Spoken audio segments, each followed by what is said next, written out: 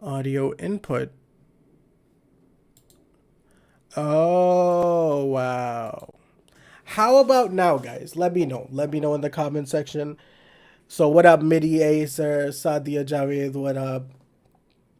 You guys can't hear me. I've been talking to myself for the past 2 minutes, but it's okay. It's just 2 minutes. Can you guys hear me? Hello, can you guys hear me? Hello, can you guys hear me now?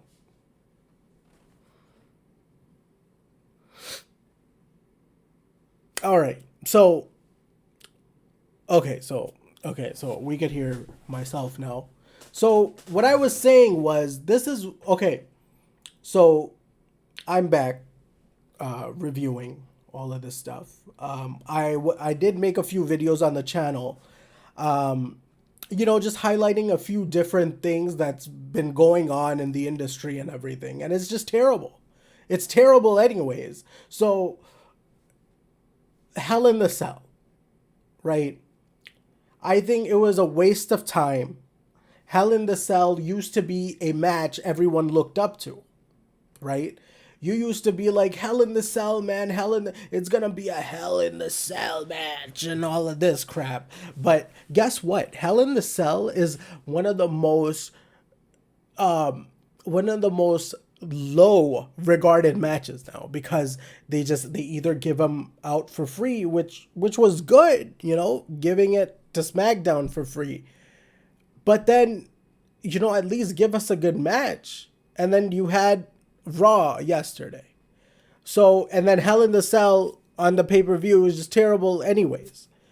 And it's just one of those things where it's like, okay, so you had Drew McIntyre, Bobby Lashley. This is the last time I want to see this match. Because how many title shots is Drew McIntyre going to get? He's had about what, like, let's say like 10? For sure, ever since he lost the title. He keeps on getting title shots after title shots after title shots after title shots. And it's just like, when is this going to end? When are you going to build another superstar up so we could get some variety in the matches? You know what I mean? Like, it's just one of those things where it's like, okay, Drew McIntyre had his whole hype during Corona and everything, but I think it's time to move on, management. It's time to move on from this whole Drew McIntyre spiel. We don't want to see him. We don't want to hear about him. We don't want him to bring out his sword. We don't want any of that. No, no, no. Please stop. Vince McMahon, please stop it. What we want is, and I'll say it, I want Bobby Lashley versus Brock Lesnar. Or I want a Bobby Lashley versus Roman Reigns. Not a Bobby Lashley versus Roman Reigns. I mean, Roman Reigns versus Brock Lesnar. That's what I want to see. Because with Roman Reigns and Brock Lesnar, you have the Paul Heyman angle, which if they executed the correct way, it could go places. It could go so many places. It could be one of the most memorable feuds of the year. Hence, if your dumb creative, knows how to write it, because they don't know how to write anything. Creative has been terrible for how many years now? I've been personally following creative for about 8-9 years now. 8-9 years, creative has been terrible. So either Nick Khan, who is the new president of the WWE or something, he should maybe invest in his business and invest in a better creative team. Maybe that's what they should do. In my opinion, that's what they should do. And that's what any person would do if you're the president of the company, this and that and all of this crap. Social media is full of this advice for the professional wrestling business, that you guys should invest in a good creative team. But so that's my little rant on that. So other than that, we had a few different matches. Let me pull them up real quick. So on Raw, we had Xavier Woods versus Bobby Lashley in a Hell in the Cell. And that's exactly what I'm talking about, guys. You know, why is the New Day being pushed so much all of a sudden? Is it because you guys don't have stars anymore? Do you consider these guys to be veterans? What's the whole thing with that? Okay, Xavier Woods, and I'm happy that they split Big E. I'm happy that they split Big E because that dude has so much potential. You can't have him throw out pancakes all of the time to the crowd. Plus, there is no crowd. So apparently what they were saying was that this Friday night on SmackDown, they will have their first crowd. So let's see how that comes up. Because some of the shit that they're showing us on TV, I don't think it's going to go really good with the crowd anyways. So on Raw, we had the whole New Day challenges Bobby Lashley, and I just find the New Day super cringy and super cheesy because of their Power Ranger attire. How is a viewer, how is a fan gonna take you seriously when you come out in a Power Ranger attire? You're challenging Bobby Lashley, the Beast, right? And you come out in a Power Ranger suit? That's how you show that you mean business? What are they doing in the back, man? What are they doing? That's how you show that, okay, I'm gonna be a champion and this and that, wearing a Power Ranger suit, bro. How is Bobby Lashley gonna, you're lucky that they even have you in the same ring as Bobby Lashley with that Power Ranger suit on, man. So that, and then, you have Ricochet, AJ Styles. Apparently the Money in the Bank thing is coming up now. So they had the Money in the Bank,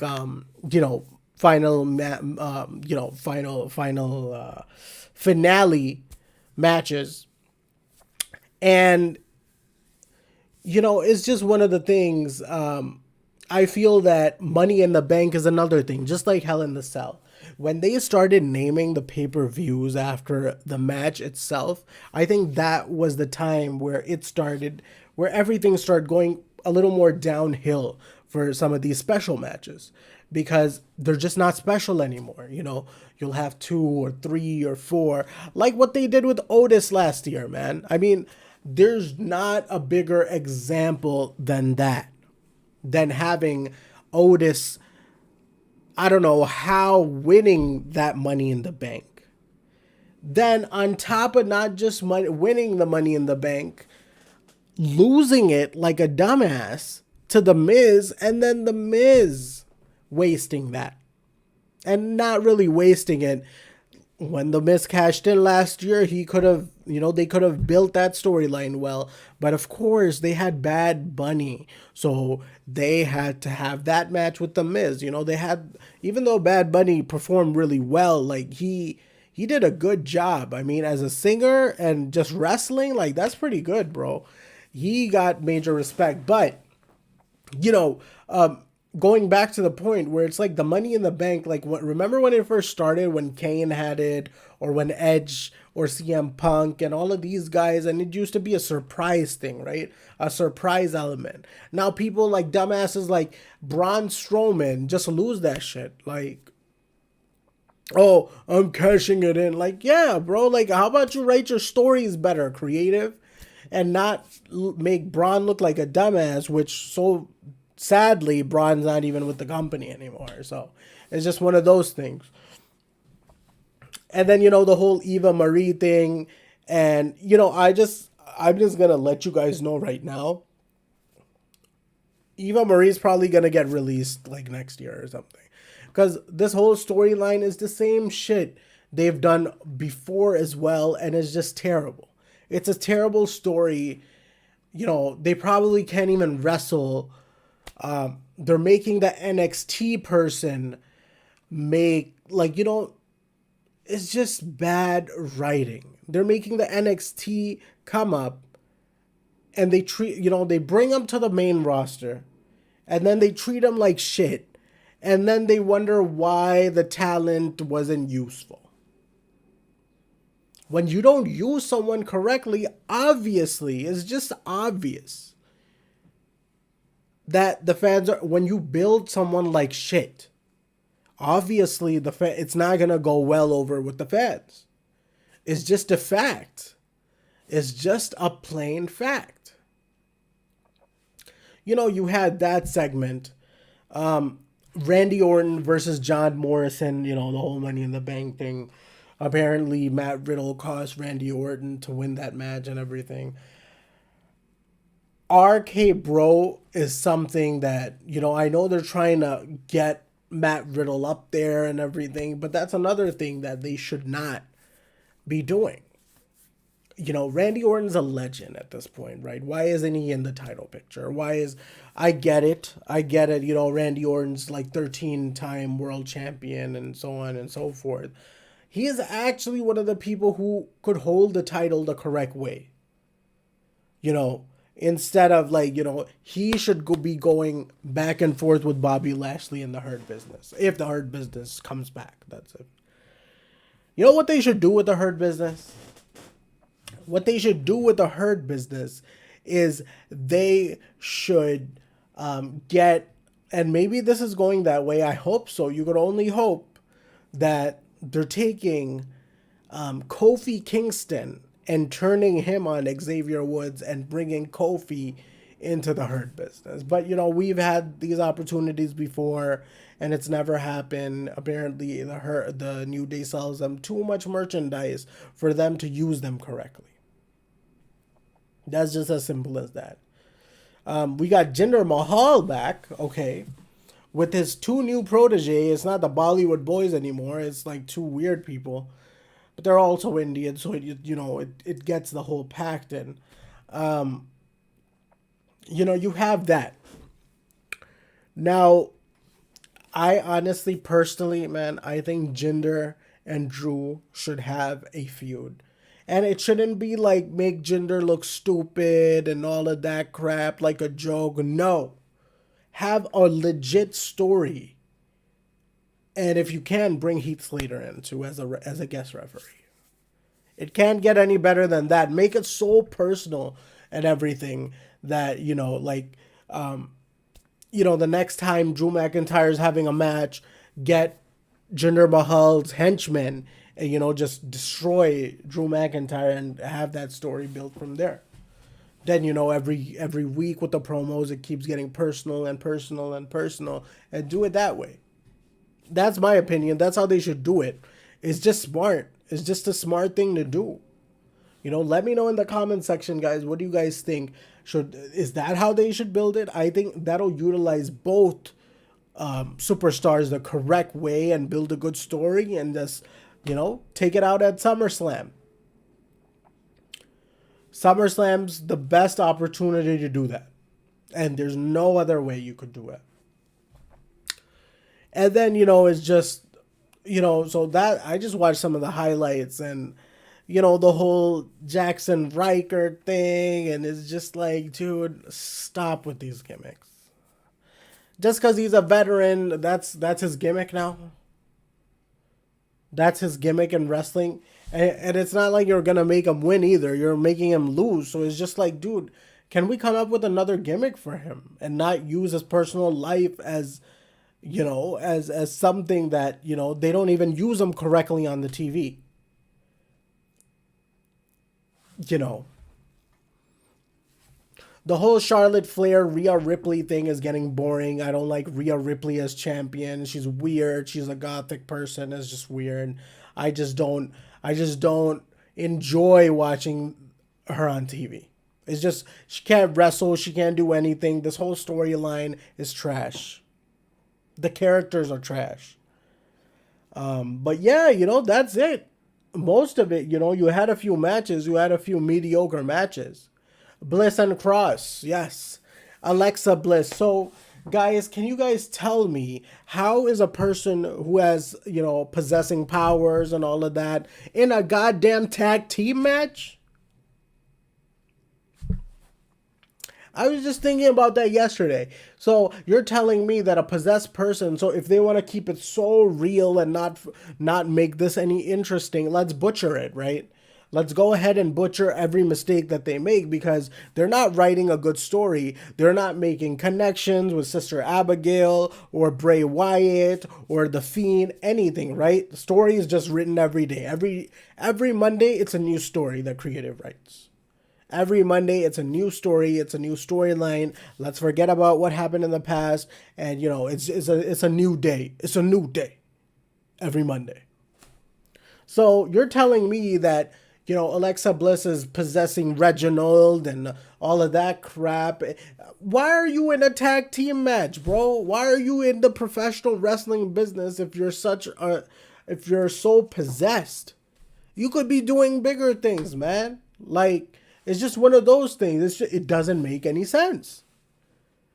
What happened to Bray Wyatt? Where is Bray Wyatt? Can someone answer my question of where in the hell is Bray Wyatt?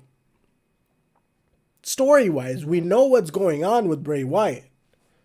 After the whole Brody Lee thing, he needs some time off. But storyline-wise, what the hell happened to Bray Wyatt where her character comes from? Where the hell is Bray Wyatt? That is my only question. What happened at WrestleMania? Can one of these Raws guys, can you guys please explain what happened at WrestleMania with Bray Wyatt? There's no explanation from what happened at your major flagship pay-per-view. So what are you expecting to get in reception, Triple H? Then Triple H gets all mad and, the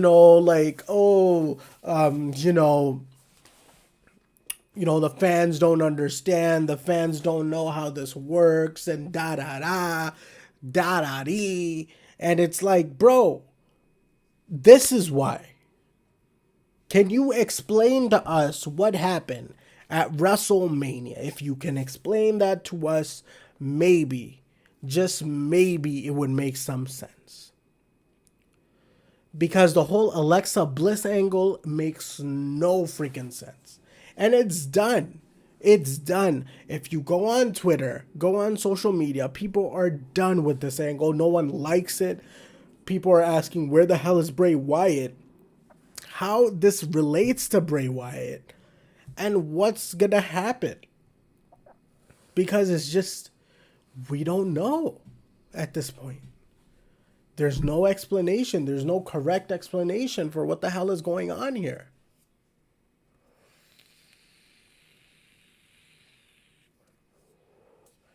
I don't know what you guys expect from the fans. And make sure you guys let me know in the comments section, what did you guys think about Raw? How do you guys like the Alexa Bliss storyline? Do you guys think that Drew McIntyre should get another shot at SummerSlam? Who do you guys think Brock Lesnar should have a match with when he comes back? Or do you even think he's going to come back? Bobby Lashley or Roman Reigns? And make sure you guys follow me on Twitter, Instagram at WrestleFlowOG. And make sure you guys follow us on TikTok as well at WrestleFlow. But yeah, guys, that's my thing. That was my little review on Raw. And I am just sick and tired. I am freaking sick and tired of Raw, guys. Like, it's every week with these guys for so many years. And, it's just not me. It's so many people on this YouTube platform as well that that voice out the same frustrations with the product. And it's just like, if you guys listened, they just want to troll us. And it's like, yo, like, as fans, we're just telling you that this is how you guys should write some of these storylines. It'll be more enjoyable to watch. But you guys don't want to do that. You guys just want to bury superstars, then release them so they're out of a job. You're going to keep firing people if that's what you're going to keep doing. If that's how you're going to keep writing them, that's what's going to happen. But yeah, guys, make sure you guys let me know in the comment section what do you guys think. Make sure you guys throw a big thumbs up on the video. And make sure you guys share and subscribe. Please subscribe to the channel. Let's grow this baby, okay, guys? Take care, guys. WrestleFlow fam. WrestleFlow OG is out.